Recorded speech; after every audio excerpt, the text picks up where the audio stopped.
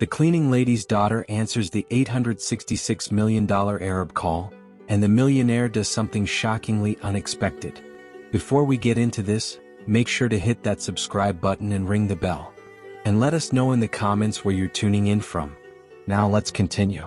Harrison Cole had crafted his name into something unbreakable. At 35, with a mind sharp as a razor and dressed in bold red suits that screamed power, he was known for his unshakable confidence in business. No problem was too big, no challenge too daunting. But that day, seated in his oak-paneled office with its world map and the glossy red rotary phone, Harrison felt something unsettling stir inside him, a panic he had never known. The phone shouldn't be ringing. His deal with the Arab investor had been settled days ago. His trusted translator, a middle-aged expert he relied on for every call, was on vacation, giving Harrison the rare gift of time. He had sighed in relief, thinking he had a full week of peace. But then the piercing sound of the red phone shattered the silence, and with it, his calm. "What now?" he muttered, his gaze fixed on the phone as if it could explode at any moment. His assistant stood frozen, pale, equally stunned. The stakes were monumental, $866 million on the line. One wrong word could destroy everything. And then there was the unexpected presence in the room. Zara, Sarah's daughter, had come in that day. Sarah had asked for permission, unable to find childcare, and Harrison had distractedly agreed. He expected the girl to stay out of the way while her mother worked. But Zara wasn't any ordinary child. At just 8 years old, she had a hunger for language that few adults could ever comprehend.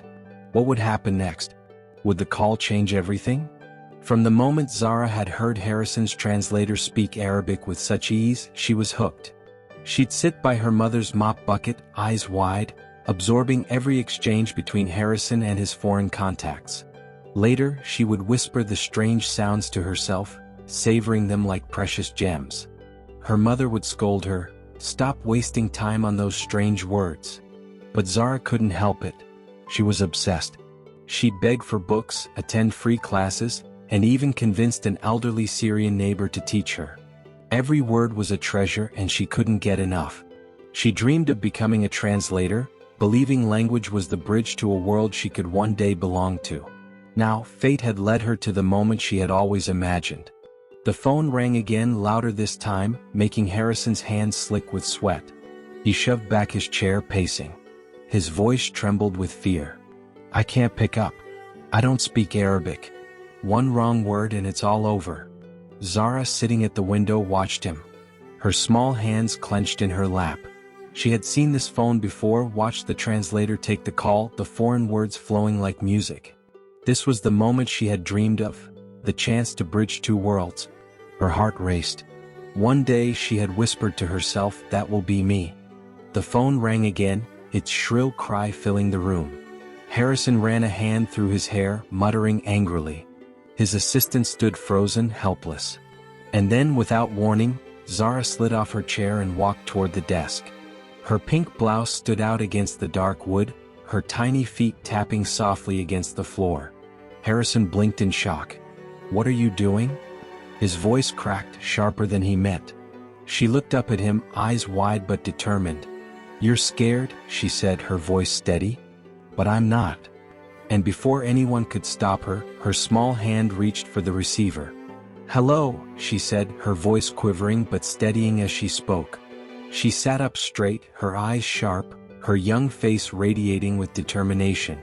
On the other end, a deep voice spoke quickly in Arabic. The assistants gasped.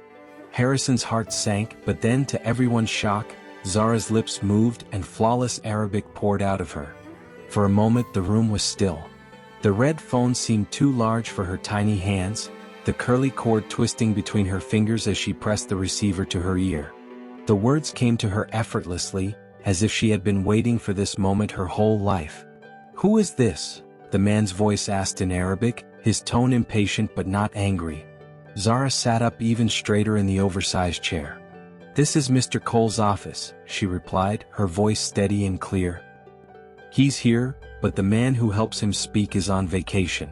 A pause hung in the air before the businessman laughed softly, surprising everyone. "A child?" he said. Harrison, still frozen, mouthed frantically, "What did he say?" Zara turned to him, whispering quickly in English. "He said, a child." He's surprised, not angry. Harrison's knees buckled slightly and he nodded urgently. "Keep him talking," he hissed. On the other end, the investor's voice dropped lower, picking up speed. "We spoke before about the money. I need to know if Mr. Cole agrees to my condition. Less risk, smaller first step." Zara's brow furrowed. Some of the words were too complex, too unfamiliar. What would she do now? Would she keep up with the conversation, or would the deal slip through their fingers? She pieced the words together as she always did. Holding the receiver to her ear, she glanced at Harrison. "He's asking," she said carefully, "if you still want to start small, not big." Harrison's breath hitched. He understood. The investor wanted to reduce the risk, begin with a smaller deal. Leaning closer, he whispered, "Tell him yes. Small first, then bigger later."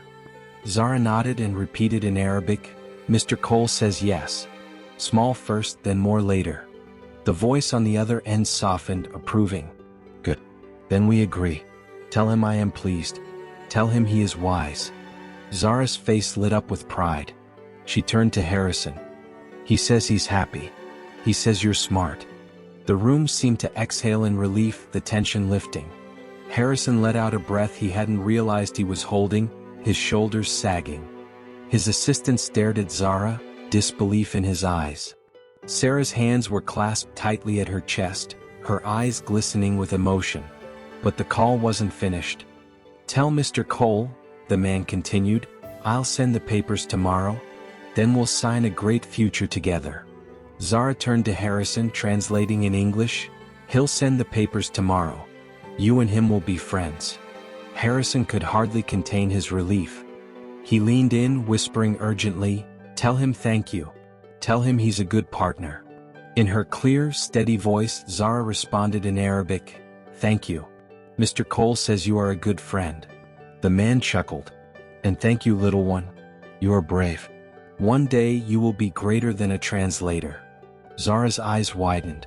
She turned to Harrison, her voice barely above a whisper. "He said I'm brave." Her mother gasped, her hand flying to her mouth, tears welling in her eyes.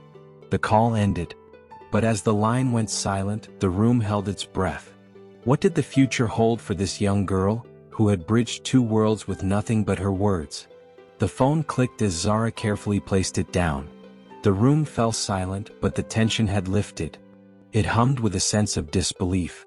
Harrison slumped into his chair, pressing a hand to his chest. He stared at Zara, this small girl in a pink blouse, her eyes still shining with the excitement of what she had just done. You just saved me," he whispered. Zara tilted her head, puzzled. "I just said what he said. It wasn't hard." Harrison let out a nervous laugh. "Not hard? You just translated a deal worth hundreds of millions." Sarah stepped forward, her voice trembling. "She's always loved languages. She would sit, listening to your translator." She repeated his words under her breath. She begged for books, for lessons. "I thought it was just a game." Her eyes filled with tears.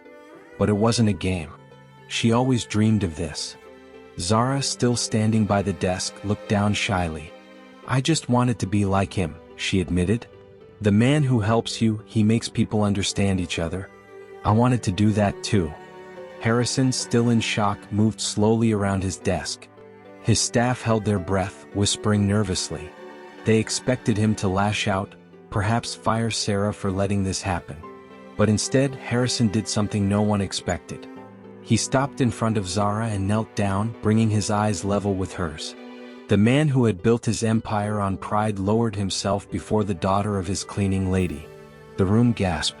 "You've just secured a deal worth $866 million, Harrison said, his voice filled with disbelief. "And you did it with a courage that none of us here had, myself included?" Zara's eyes grew wide, her lips trembling. I only wanted to help." A faint smile tugged at his lips as he pulled a gold business card from his pocket and placed it gently in her hand. "One day when you're older, reach out. No matter what you choose, whether it's translation, teaching, or anything else, I'll make sure you get the chance." Sarah's breath caught and she quickly covered her face, overwhelmed with emotion. The assistant stood frozen, utterly shocked by the sight of their boss kneeling before a child, offering her both gratitude and a future. Finally, Harrison rose, turning to address the room. Today, this little one taught me that bridges are built by people, not by wealth. And respect, real respect, is earned. This girl deserves mine more than anyone in this room. It wasn't just the deal that was saved. It was the revelation of a powerful man humbling himself before someone everyone else overlooked. Zara held the card tightly against her chest, a tearful smile spreading across her face. In that moment, she wasn't just the daughter of a maid, she was the girl who had shifted everything. If this story resonated with you, be sure to hit that thumbs up and subscribe for more gripping, emotional, and unpredictable tales. We'd love to hear from you. Drop a comment and tell us where you're tuning in from. Until next time, stay kind, stay curious, and keep watching.